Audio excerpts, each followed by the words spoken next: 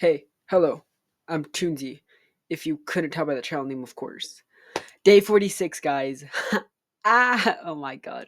We're almost done. We literally have 4 more days left. 4 more freaking days left, guys. 4 more freaking days left. And then the series is over. Sorry if I look so chopped today. Oh my god. I always look chopped though, so it's okay. I have to fix my camera. Sorry. Um, and yeah, we're into the V's. We're into the V's. V. V. Yeah. Today's state is Virginia. I always make this joke about Virginia, but I can't say it because you know I say like Virginia, home of the virgins, or something like that. I don't know why. Just Virginia virgins. I don't know. Anyways, yeah, I don't know much about Virginia. The only thing I know about it is that there's a West, which is West Virginia. Um, and yeah, today's day 46. Can't freaking believe that. Who in God's green earth would think that we're already on day 46? That means we started this series 46 days ago. It's almost been 50 days since we started the series. It's already been a month. So, and yeah, today's song of the day is Watching Him Fade Away by Mac DeMarco. The genre is lo-fi indie rock and indie pop. And yeah, I don't really got anything else to say. Let's get freaking started. By the way, I think I freaking jinxed about being sick. My whole family right now is sick, like my mom and my grandma. They're both sick. And my friend from school somehow. They're all sick somehow. They're all internationally connected, interlinked. um and I think I'm coming down with something. My throat's starting to hurt and I have a very stuffy nose. That's what happened to my mom this morning. Oh, I'm so cooked. I jinxed it. Oh my god. I wish I didn't, but it's okay. At least it's at the end of the series and not the beginning.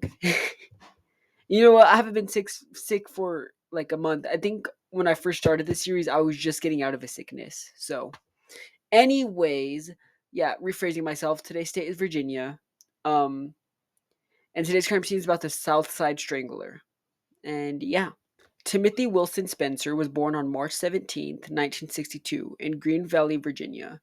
Spencer had a younger brother named Travis. When Timothy was a young teen, he was sent to juvenile detention after a string of petty thefts and long periods of truancy from school. Spencer's first victim was Debbie Dudley Davis, who was murdered between 9 p.m. on September 18th, 1987 and 9:30 a.m. on September 19th, 1987 in her West Over Hills apartment. Richmond police discovered her naked body lying on the bed. She had been strangled with a ligature and ratchet type device. Dr. Susan Hallam's was later murdered in her West 31st Street home on the night of October 2nd, 1987, or the early morning of October 3rd, 1987.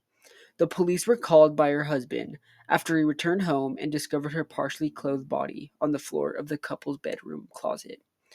Hallam's was a resident at the neurosurgery at the Medical College of Virginia in Richmond. Her attacker apparently gained access to the house by cutting out a large portion of a second-story bedroom window screen. The medical examiner determined that the cause of Hallam's death was a ligature strangulation, believed to have been caused by two belts found around her neck.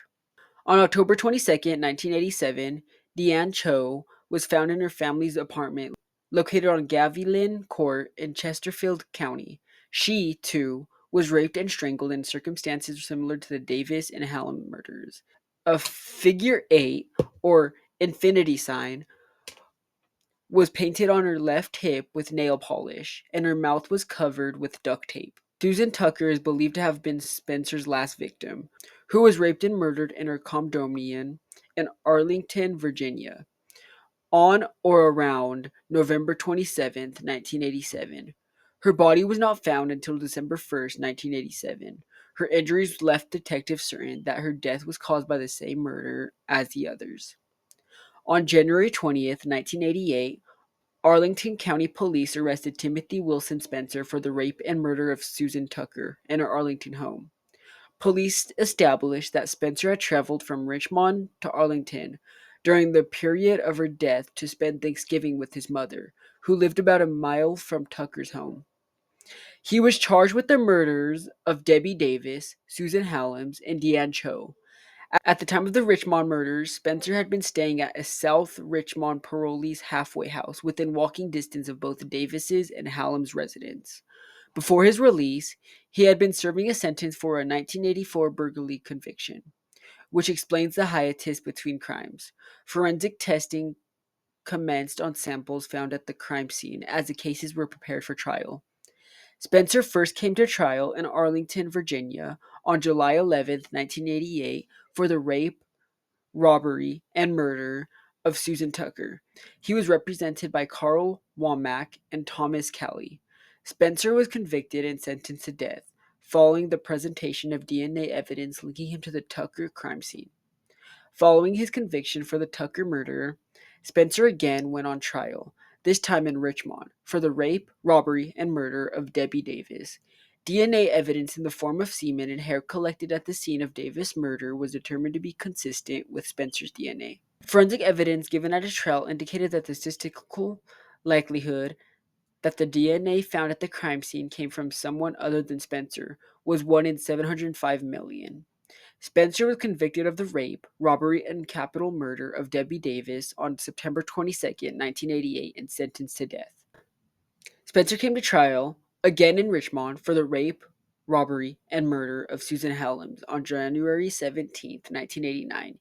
He was convicted and again sentenced to death after DNA evidence linking him to the scene of Helms' murder was used by the prosecuting attorneys. Following the successful conviction of Spencer for the Tucker, Davis, and Hallam murders, his DNA was compared with samples collected at other crime scenes, including both open and apparently closed cases. As a result of these investigations, it was determined that DNA evidence linked him to the 1984 murder of Carol Ham. While the standard of the DNA evidence was determined to be inconclusive, FBI investigators were sufficiently confident to report that the conclusion that Spencer most likely was responsible for the Ham murder and others. Despite the conclusion of investigators as his guilt, Spencer was never charged or convicted for Carol Ham's murders. DNA evidence was not conclusive in Deanne Cho's case. Nevertheless, Spencer was tried and convicted for her murder and given a fourth death sentence. Spencer's motions to appeal his convictions for the murders of Tucker, Davis, and Hallam's were denied. The United States Court of Appeals affirmed in its judgments that the reliance on evidence based on new DNA technology in obtaining Spencer's conviction was sound. Timothy Wilson Spencer was executed on April 27, 1994, at Greensville Correctional Center in Jarrett, Virginia. He was put to death in the electric chair. He was pronounced dead at 11:13 p.m. EST. He declined to give a final statement before his execution. That's it of today's video. Thank you guys for watching. I don't want to talk much because my freaking throat. And yeah, hope you guys enjoyed today's video. And that's it. This one's crazy, kind of like the Rippers, Jack the Ripper, the Boston Ripper. Was it the Boston Ripper or the Boston Strangler? I don't know. Any of those. You know, wannabes. And yeah, but that's it in today's video. Thank you guys so much for watching. Tomorrow's day 47. That'll be 3 more days until the series is over. And yeah, I'll see you guys in the next one. Bye.